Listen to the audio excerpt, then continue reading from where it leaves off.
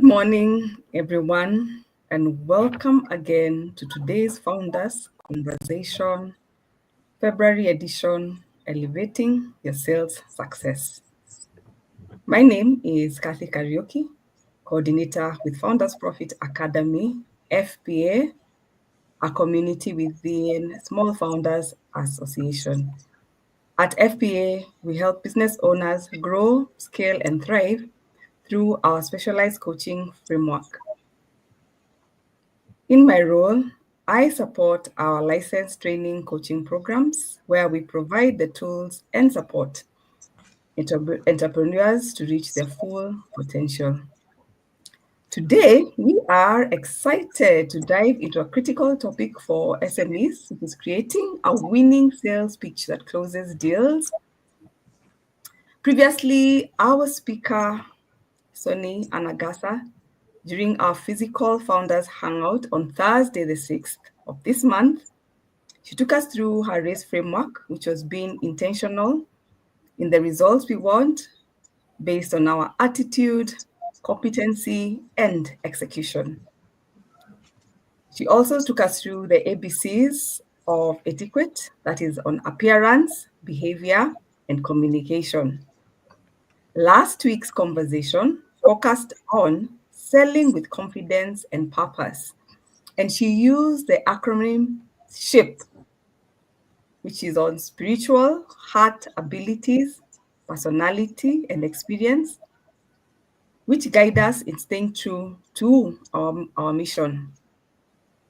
And of course, having a strong why, reminding you where you want to go as a person. So let me introduce to you Sonny Anagasa again. So Sonny Anagasa is a sales and leadership coach and our Small Founders Association outreach director. She has over 10 years of experience in sales training, leadership, development, and mentorship. And she has a master's from JKUCAT and certification in transformative coaching.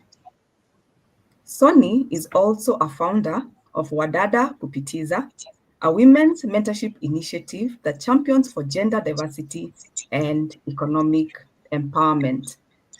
Without further ado, please join me in welcoming Sonny Anagasa as she guides us through today's conversation, which is on creating a winning sales pitch that closes deals. Thank you, Sonny. Karibu sana. Thank you. Thank you so much, Kathy, for having me. I'm very excited to be here today. Thank you. Yes, karibu, karibu. So let's dive in. I think let's start with the basics.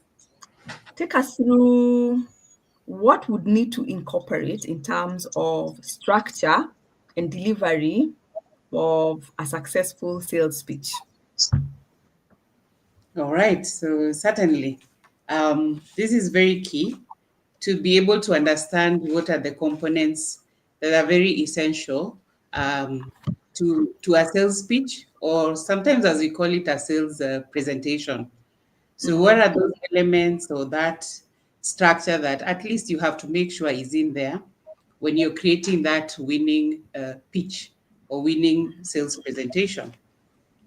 So in terms of the structure and what needs to be in there, the most important thing to make sure that you include in that structure is to be able to have that strong introduction that defines or talks about who you are, especially more so for entrepreneurs, that element that brings in your story in terms of who you are, what you do, how you began what you are doing, as in the whole story behind the inspiration around why you created the organization, how it is doing so far. So it is important to bring your story because the first thing people want to know is who you are. So it is important that you understand who that is because that helps you to come in with that punch that is sort of like a way of creating people's attention. And Yeah. many times when you bring in that story, when you're doing that introduction, it actually captures people's attention to want to know more about what it is that you do or what your business does. So that is very key, making sure that you have a very good introduction that really states who you are and what you do and talks about your story. But you have to make it very short. The second thing that is important to be there is now who you are for. So we are talking about ensuring that within that structure you have that customer centric approach, that you're able to understand the audience to whom you're making that presentation to. So if it is investors, it is very, very important to understand what is key for them if they want you to pitch to them how they will invest into your business. So you have to have it in mind to know that whatever you're going to use, whether it's images, whether it's messaging, the words that you're going to use are speaking directly to what concerns them as investors. If it is a pitch that you're making to a potential client, you have to have studied and understood that particular customer. What are their wants? What are their needs? What are their concerns? What are their fears? So that as you are speaking or as you're making the pitch, you're speaking directly to that particular need or want. So I'll give you an example. For instance, in terms of the pitch or the presentations that I have made initially, the first few seconds are very key. So if, for instance, you start the conversation and you veered off and you're talking about issues that are not directly concerned to this particular customer who's in front of you, they Yeah. will lose them. And once you lose them, they will not be able to even want to listen to what more you want to speak about. So you have to be very, very keen to make sure that the first, after you talk about your story, that is the introduction, that the first thing you want to talk about speaks to their issue. So, for instance, maybe I'll give an example. I'd gone to pitch, and in this particular pitch, it was a customer who was struggling with the problem around the sales agents coming in and going. So they were recruiting agents, and the agents kept on dropping off. So having understood Mm. as one of their concerns, as one of their problems, during that presentation, I dug straight after the introduction, I dug deep into telling them the story around how I had been dealing with those kinds of challenges with other customers. So we talked about, yeah, we've been having problems. Customers have had issues where they're recruiting agents, the agents are dropping off. So what we did with that particular case, we were able to do ABCD. And I could just see the guy's face lighting up because he was like, there you go. In fact, he paused and he's like, there you go. Don't even go further. Tell me more about the issue around Mm. attrition.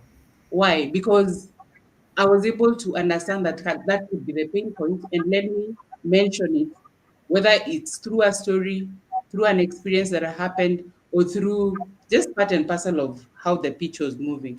So it's very important for you to understand the customer. If it is an investor, they want to hear things about how much have you put in terms of your own investment in the business? How has it grown? Do you understand the market? What is the potential like? So if I was to invest in this business, is it a business that is in an industry that has a future? Are there possibilities out there in the future? So the question becomes, during that moment when you're talking about the pitch, they want to hear those words within the first 5 minutes. So you should be talking about, yeah, this is what we've done. We've grown from this percentage to this. We Yeah. are looking in the future to go to a certain, percentage of growth. This is how the Yeah. market looks like. This is the Yeah. share you want to capture. So if you don't talk about things like that, you lose them. So it's important to understand your audience and put that in mind. The other thing is have a clear value proposition. Like, okay, so you're Sonny, you're a sales and leadership coach. You have an organization that does sales and leadership training. Okay, sounds interesting. But what is the need for me? As in, so what does that mean for me? So as you are talking about what you do and giving stories around the experiences that you have done before for other customers, you have to frame it back to that particular audience and tell them, now, for me, what I feel I can put in here for you would be A, B, C, D. So Mm-hmm. when you already are attending to the needs and wants of this customer during the pitch, be very clear about what your value proposition is. Be very clear of why they should go for you and not somebody else. So it's very, very important that you have that positioning in your mind where you understand what the market is, you understand what other offers are out there, and you're able to position yourself in such a way that you now want to bring out the uniqueness of your offer. The other thing that is very important when we're talking about what needs to be in that particular pitch is to make sure that um, you have put into consideration what we call the conversational, the proved conversational frameworks that work when you're having a conversation with somebody. So many times, probably sometimes when you're training, we give people conversational frameworks. Like, for instance, I will say one would be, we normally call it SPL. So that framework means that when you're having a conversation with someone, the most important thing to start off with is to understand their situation.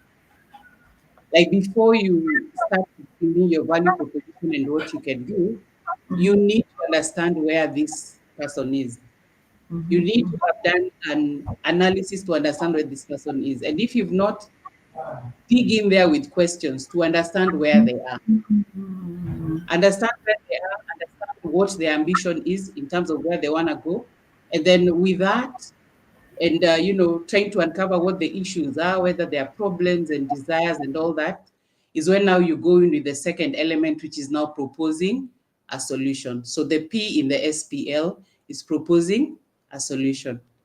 And after you now propose a solution based on the information that you've gathered from the client, lastly, you now lead the client to buy.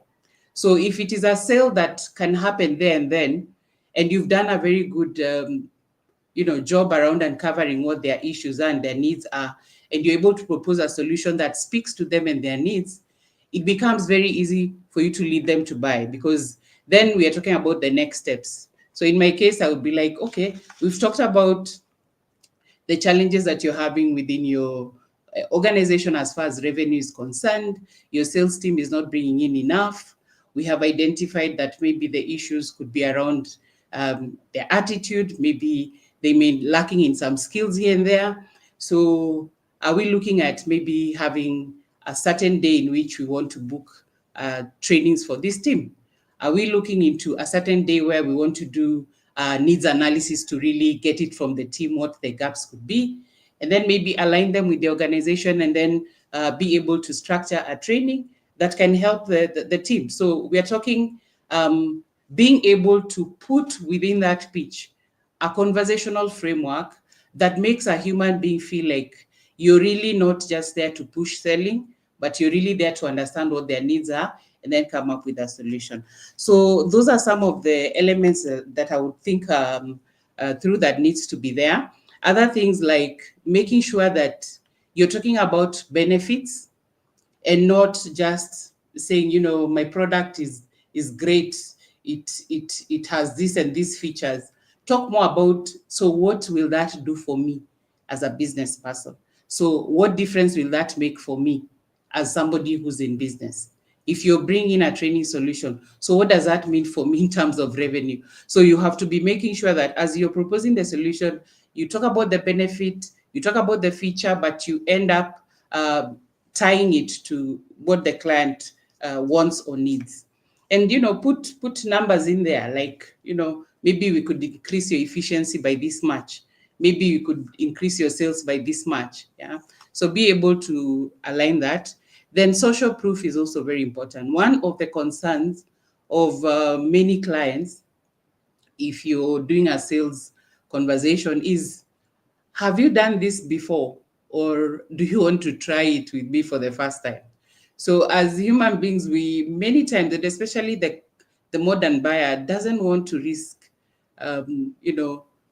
getting to be sold into an idea that you're just trying out. So you have to be very, very clear and put in that in your pitch, or put in your sales, proposal, that aspect of what else have I done, what other projects have I done that are similar to this, and what were the results? So people need social proof. They want testimonials.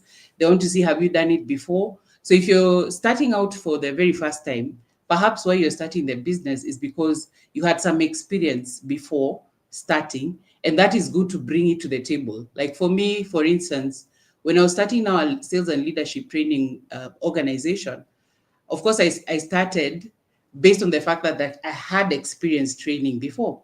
So bringing that to fore, to tell them that I do have experience in training teams, was a very big way of them inviting me to train their teams, because they felt that I have done it before and it has brought results. So it's important to have that social proof.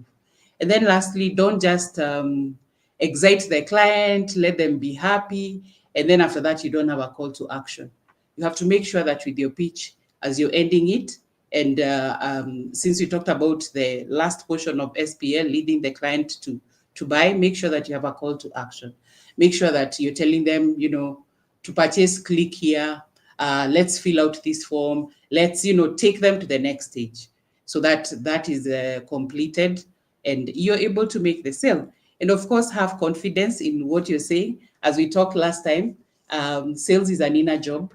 So you have to really work on your inside before you come for that presentation, because if you're not convinced about your product, it actually shows. Yeah, so basically those are the few tips I have.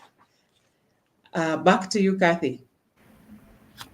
Well, I like that part where you've told us we need to work on the inside. And that leads us to the next question. Mm-hmm. So how would the business owner effectively research and prepare to ensure that they get through the right audience? Okay. So part of the selling process is what we call that pre-approach. And that pre-approach stage is where now you have the opportunity to try and gather as much information as possible before you go for that presentation. Now, that is key because, number one, we talked earlier that you need to be speaking to the problems, the pain points, or the desires, or even the fears of your target audience. So for that to happen, it means that you must have clearly done a very good job around defining your market segment and looking in to see what is that persona, what is that customer persona that I know would buy my product. So doing a very good analysis and understanding what makes them buy, what age are they, the demographics, what age are they, where are they, things like psychographic, how do they think, what are their desires, what are their fears, getting to understand all those elements that are part of marketing, just trying to understand and see how they buy, what has worked before with them, before approaching them. So it's very, very important for you as a business person, before you go for, even if it's an investor's pitch, get to understand what are those things that they will need to hear.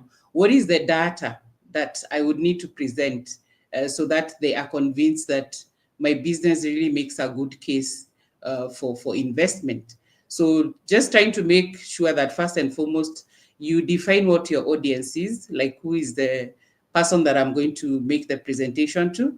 And then also making sure that after you decide who you're going to make the presentation for, you do a very good investigation to understand what influences them to buy, and then incorporating it. So it's important to do a good research. And a little bit maybe in terms of what I could add as far as research is concerned is making sure you do things like how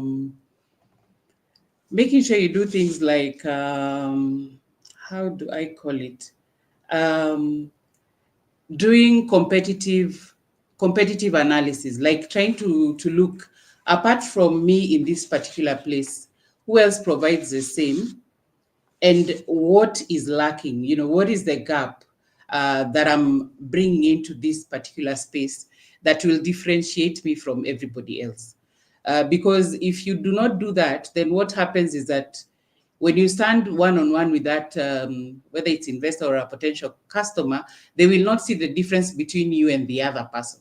So make sure you do an analysis that is also looking into who is your competition, how have they priced, how have they positioned themselves, what am I coming in to bring as a differentiator from the competition. So it's very important for you to bring that out, because that could be your selling point. People want to see something different that you're adding to it. And as we said before, we said entrepreneurs are innovative and they're creative.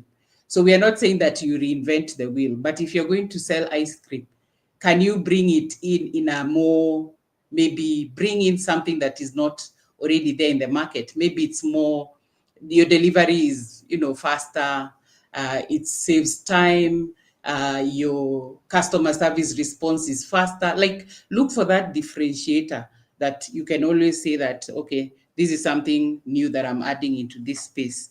Then also understand the trends, both what has been and what is going to happen in the future, because people also want to invest or maybe to buy from people who, it's not like you're trying this for the first time, like the way you call them, we call them what, one hit wonders.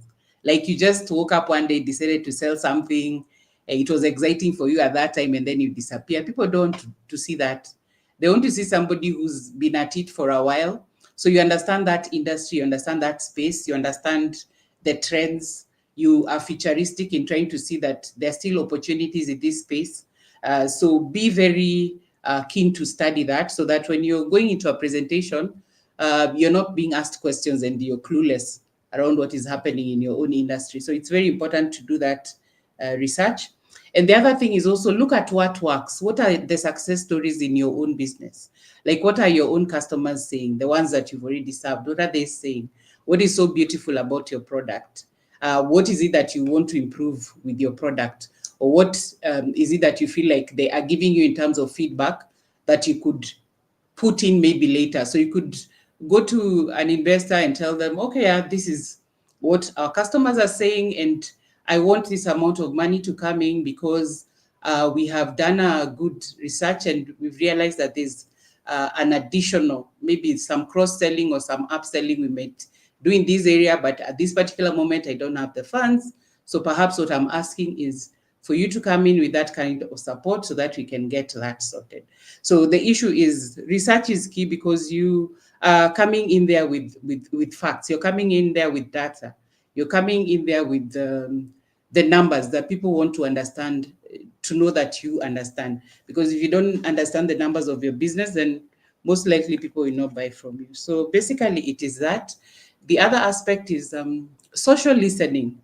Be somebody who's very responsive. Even if you're an entrepreneur and you have people following up for you in the field, make sure sometimes you go to the feedback sections. You try and see what are the customers saying. If it is a business that you're running, maybe it's food, go in there, be a customer, listen to what they're saying. What are they desiring? Or maybe they're saying, if we could have a better package, maybe this would work well. Why can't they do this that is done in this other place? Like, be that kind of person who goes down to the ground level and tries to see how are the people consuming your product or your service, what are they saying, and what lacks in that space that you can always add on. Yeah, and basically that would be it. And as you're doing your research, please remember you are not for everybody. So keep refining and seeing what is that target audience that is working for you, so that at the end of the day, you're putting your efforts where you feel like you're serving them and adding value more. Yeah, so that is all I would have to say in terms of research. I think it's key. Thank you very much. Now we come to where most business owners, you've given us, you have researched, you've prepared. Yeah. So many times, of course, they face rejection. Yeah. Either the customers are not ready for it, or even, as you have said, you're presenting, and sort of when stage fright or for whatever reason happens, yeah. So how can you help a business owner to build trust and credibility with their audience? And probably how would they handle some challenging questions and a bit of skepticism? Mhm. I think the thing is just number one, understand human psychology. And Mm-hmm. as I said before, sometimes remember that as you are trying to sell to others, they're also you're also a consumer. So try to put yourself in that psychological space where it's not everybody who comes to you with a product. You will not buy from everybody who comes to you with a product, because some of it you might not need it. So at the end of the day, is just to keep perfecting your presentation and listening to feedback, if any, comes through in terms of this didn't work well, that deal, you didn't get that deal because I think you're a bit off. Be that kind of person who tries to find out what is the feedback. Like if it's a rejection, what is it really about my presentation that didn't work out well? And that is why sometimes, even if you need support or help, and you feel like sales is something that I'm really foreign about, get somebody to help you to refine that pitch, and then practice a lot around it. Get to understand how people buy. And for me, what I'd say, Rome was not built in a day, and there's no sales process that you will start that immediately you start it will work out. You kind of have to keep trying different tactics until you get to that space where you've actually gotten your customer and they can see value in what you're offering, but keep following the process. Like keep doing that, the presentations, keep doing the pitches. The more you do, the better you become. And rejection is part of life. What I always tell people is that when you get into any engagement or any conversation, it's in that conversation, it's either you will win or you will lose. So does it mean that for every successful person that they never lost any deal? They did. But the thing is, you learn from it and you pick yourself up and you do better as you move ahead. So the thing is just know the basics, understand your customer, the things that we're talking about. Study them, know how they buy, see what others are doing in the same space, and try a bit of it and see how it goes. So you might go for the first investors presentation, you fail, please get feedback, because sometimes they give you feedback. They'll tell you, hey, this didn't look like it makes sense. These figures, the owner didn't seem confident. Those are the things we're talking about here might seem petty, but they're very key. So somebody, like I know for investors, they look so much into the person. The business could be lucrative, yes, but they also look at the owner. They look at the business owner, the person. What drives them? What is their passion? Does this person look like somebody who will, after a few years, drop this thing off? So there's a lot to do with that personality that you have and what you want to bring people into the business. If it's investors or you want to bring in customers, it has a lot to do with also you as a person and how you perceive life. And that is why we talked about the race model. It is about attitude, it's about competency, it is about execution. So it's very, very important that we understand that rejection is part of it. And I think most of the successful people will tell you they have failed more often than they have won. But when they were actually able to be right in front of the right investor and they had the right pitch, magic happened. Yeah. I like the part where you have said the business owner should not give up, Yes. because that taps into sometimes, and you also, when you've gone for a bit of the networking events, you're saying, I think you also set up a goal to yourself. Today, I've met, one person. Next time I'm going to try and connect with another two. I think go building it up and don't give up, as you have said. I like that. I like that. Now, we're about to now close the deal. We have everything is looking set. We are just waiting for signatures. That's all we are waiting for now. Hmm? We even counted how much revenue we are now getting. Mm-hmm. We're celebrating our success like this now. Hmm? Yeah. we have signed up, so it's 1 week later. So let's ask. So how can the business owner, you don't want to start creating agency, keep telling your salesperson, have you called that person? Have you called that person? Have you gone to the office? It doesn't become an everyday mantra. So how does a business owner also say to the person closing up the deal, how will they go across as creating a sense of urgency without coming out as pushy? And probably what kind of actions can you follow-up actions can you probably share with us that should be taken up after delivering the pitch to, of course, maximize the success? All right. So I think we will go back to the pitch, because for me, I always say, what is an outcome of an objection sometimes speaks to your presentation. Like, what was your presentation like? What did you miss to address that is coming out as a concern now? And these things, if you don't incorporate them in your pitch, then it increases the number of objections you have after. So first and foremost, what I would say is, number one, refine that pitch. I could give maybe just a framework that maybe you can use just off the hook, something that maybe some people use sometimes to define a framework that they can use to sort of structure that pitch. So there's one famous one called PASTA. So the PASTAs, the acronym PASTA. So that was so the P talks about in your messaging, make sure that you bring out the problem, bring out that desire. That is what the P is all about. So after you bring out that desire, which could be there's quite a number of companies that we've worked with, they've been losing revenue to the point of maybe 50%, 100%, like bring that problem out with some statistics. After you bring out the problem, the second aspect is agitation. So agitation is more of bring to that customer that awareness that lack of, this problem, if it persists, might lead to A, B, C, D. So it's almost like adding that sense of urgency for them to see that, what, I'm losing money. What, I would have done better if I had invested in this particular solution.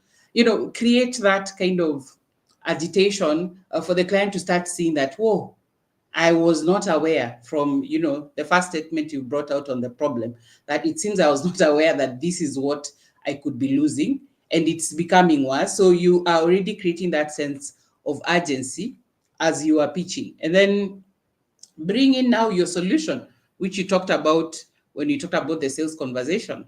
Now bring in your solution that is addressing the problem that you brought out. So that is the S in the PASTA. Then we go to the T. So the T is now what we had talked about earlier around social proof, the testimonials.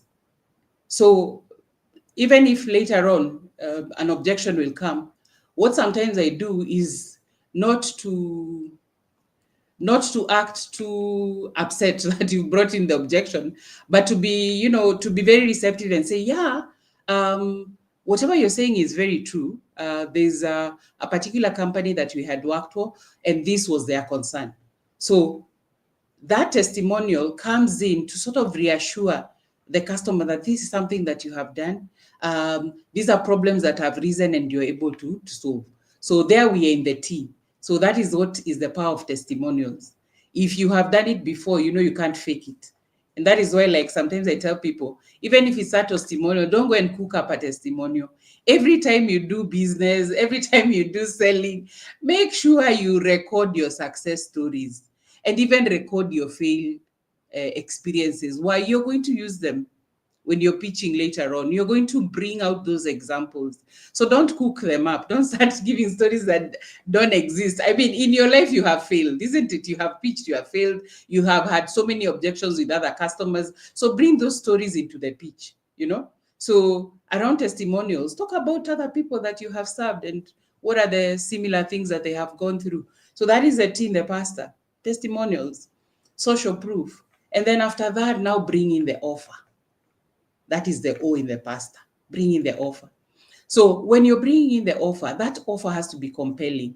That is why we needed to have done a very good survey of our market, looking at what are their buying patterns, what do they perceive as value, because your offer has to be very compelling, such that if you've talked about all the good things that you are providing, when you come to the offer, the customer will be like, wow, like all that for $500 only, If, for example, I pitch and I tell them, for a particular company, which is a true story, we actually talked to the company.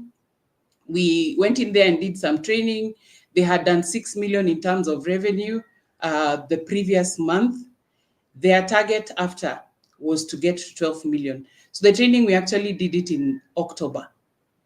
In November, at the end of the training, what we normally do is we sit down and do a commitment session where they came out with commitments of how much they are going to do in terms of sales. And they went into the field and did it. So the customer texts me afterwards and tells me they actually did 12 million. That is 100% growth in terms of revenue. So if I am pitching to you and you're telling me, oh, we are retrenching, we're doing all this, then I bring in that example. I'll be like, yes, you're retrenching, revenue is not good. But can you imagine how a transformational 2-3 day training touching on your team's attitude, competency, and execution could transform your team such that you would have even a double in terms of revenue coming in, just because their skills are more sharpened, that just because they can execute a little bit better. So what am I saying? It is important that by the time you reach that offer, the price that I'm telling you is far much more than the value that you will get based on this solution that I'm giving you. So the offer comes in. So you have to make sure that that offer is so compelling that, you're telling us, oh, this cost is only $50. This cost is only $500. And we get all that. That's how it is supposed to be, so that this offer is so compelling and you'll be coming in with like discounts, So I have a discount for this amount. It's only running this week. I'm offering this masterclass at this particular rate for this particular period, which is Valentine's. This is what the offer is. Already, as part of that pitch, you're already creating urgency, because the client is saying, oh my God, so if I don't make this decision, then I'm losing out on some income. But let the stories be real, because people can tell when you're trying to fake it. So let the stories be real. That is why you're supposed to document all your success stories and bring them out into your pitch. So the offer has to be compelling. That is the O in the pasta. And then the R, response, call to action. Some salespeople go, they make the customer so excited. They know, I want that offer, but now the next stage becomes difficult, where the customer, you don't push the customer to be able to now go to the next stage where they're able to now buy. And as you are asking, that is when you want them to pay, the objections start coming in. So if an objection comes after you've made this very, nice speech that we have talked about, then just accept it and say, all right. Maybe they will say, okay, if it's insurance, you've talked many things, and they'll be like, but I need my spouse to be in this conversation so that I can make a decision. So if that happens, then probably number one, why don't you make sure that in the next sales conversation you have, ask that question very early, so that the wife is included early in that conversation, so that it doesn't come through as an objection later. So if it still comes at the end, what you can do is, all right, then I think that would be a very valid point. So what would you suggest we do? Do we pull her in at this particular moment? Or what do you think would be her biggest concerns if she were to be in this meeting? So that is understanding and acknowledging that, yes, this is a challenge, but also trying to work with the client to make them maybe read through their minds and see, if my wife was in this meeting, what would be her main concerns? So that you, as a salesperson, the person trying to pitch, can be able to now walk through those particular concerns that the customer might have. You could even end up having a situation where you still reach out to her and you're able to close that deal. So acknowledge it. If it is an objection around maybe the cost, many times it could be they have not yet seen the value. So it could be you now again acknowledging that, yes, I understand you might look at this price to be a little bit high based on maybe the economic situation that is here. Um, but, you know, maybe taking you back a little bit as we started this conversation, you brought out that pain point that you're losing up to this percentage in terms of revenue. So we take you back again, you see what you're losing. And if you continue losing it that way, and you don't get this solution that I'm offering, then this price that you might look at as a big price now, at the end of the day may not be that much loss, knowing that it will help you in the long run. So you get how you deal with the objections. They will come, accept them, address them, but help the client walk through the objection that they're looking at as an objection. Because sometimes the objection is not really, sometimes it's not real. They just want you to acknowledge that they have a certain concern. So take time to walk them through. And if you have to repeat the presentation, go back again, walk them through until now you're sure that they have understood. And if it doesn't work out completely, then that is okay. You live to fight another day. And for sometimes, through my experience, what I've seen is that sometimes even after you walk a client through a very good presentation or a very good preach, and they are not able to buy at that particular time, if you did a very good job, they'll be looking for you a year later. So they'll be like, wow, this lady had told me that if I hadn't done this, this, and this would have happened. So you see them calling you like, come here, come, let's have a conversation about what you are saying so that we can advance this further. So the issue here is perfect your pitch, perfect your conversations, know that they are human. Don't give up when they're giving you objections. Objections are redirections. Objections help you to know more around their fears, their concerns, and what you can do is address them then. If not, for your next pitch, bring them at the fore as the problems. So if I know most of my clients maybe complain about price, I will always make sure that when I'm at the P stage of pasta, I am bringing it out before they even mention. So I'll be like, yeah, many clients are retrenching at this time. Many clients are downsizing. The economy is a little bit tough. I will bring that conversation at the forefront so that we start tackling that problem from the initial stage, and then we calm down, and at the end of it all, the customer can see and compare and say, oh, I probably need this solution at this time. I hope that was helpful. Catherine. Yeah, very helpful. I like the way you're able to blend in the acronyms.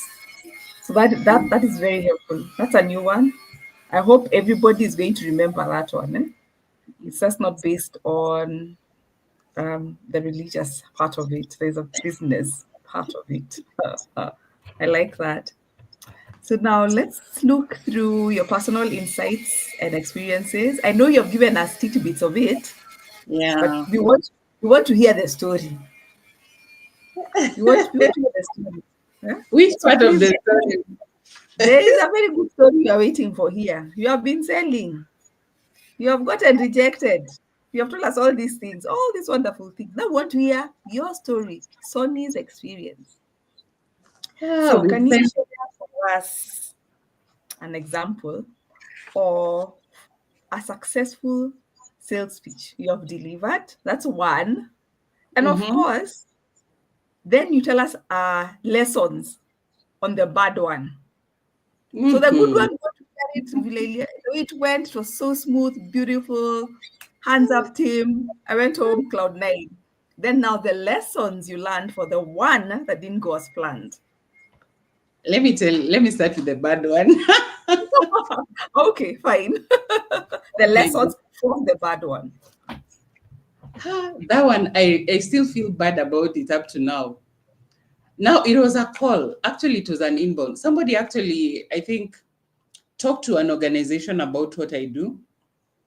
And they were seated with this guy, and they called me.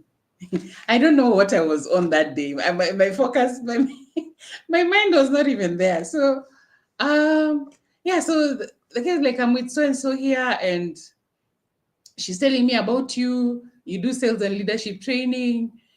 So for some reason, for some crazy reason, I decide to just talk. Catherine, I talked. I'm like, oh, now me, I have experience. I'm so good in this kind of thing. I have done so many trainings for ABC. I made the whole call about me. And remember, it's a client who had called. Have you ever had those conversations where you know so well that they're not going to call you back? I forgot my whole, the pitching, the place where I needed to ask him questions.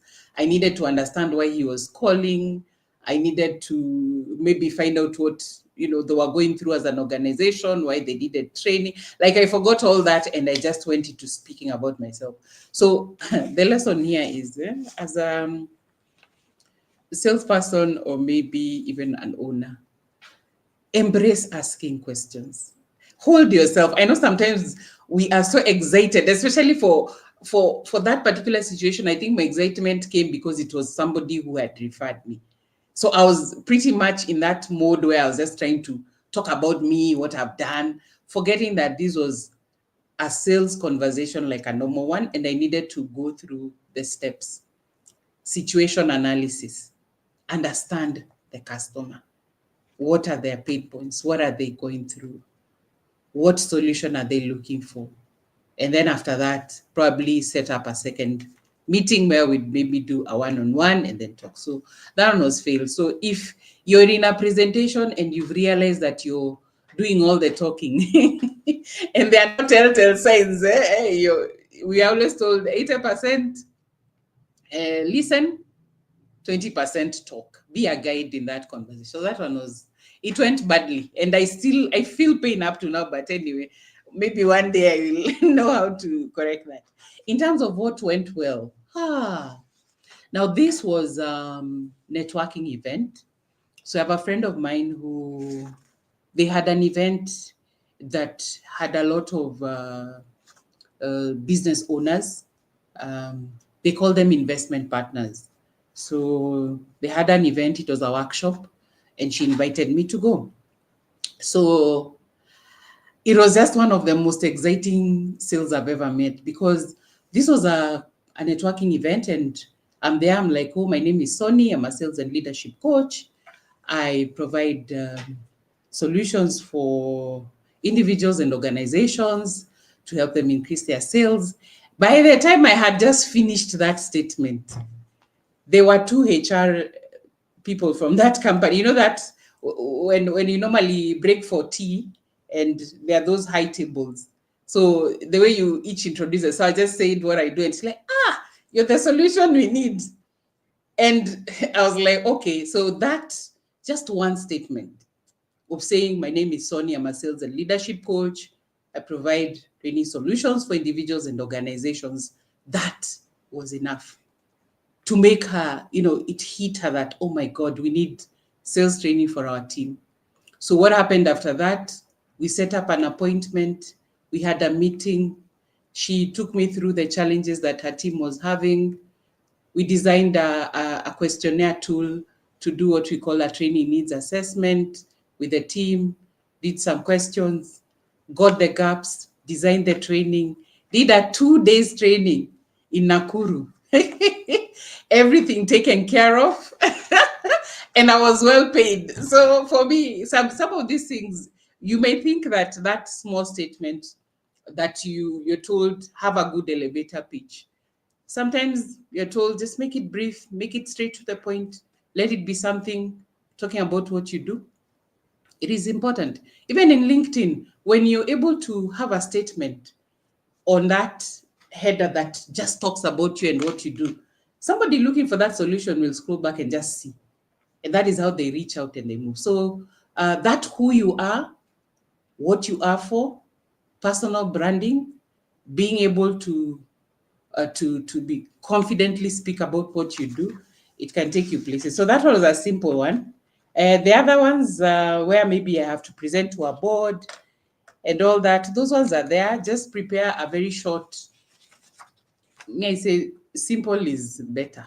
Have like four major slides, one talking about who you are, another one talking about your positioning, where you are in the whole, your universe, the opportunities that your problem can be able to address.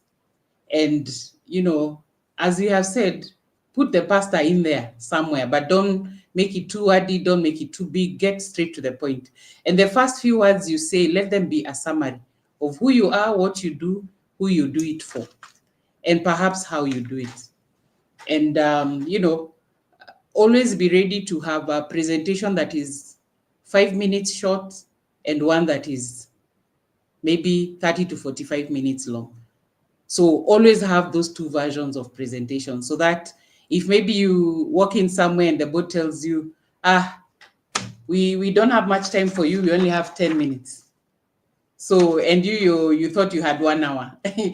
Please make sure when you're preparing, always have versions, small version, long version, so that even the small version still talks about everything that you need them to hear in a summarized form. And then if there's more time, then you can do more. So for me, that is key, prepare. Yeah, and I hope that makes sense. It does. It does. I think I've liked what you have said, that we have both versions, a short version and a long version. Because I think sometimes we come with our own version. Let's put it that way. Yeah. Then shock on you. You're told by then we are leaving. Actually, in fact, the person we are supposed to meet is not there. He's not the one. I was coming to meet Sonny, who I have met, I've interacted, so I know. So I sort of even have a pre-conversation of how it's going to go.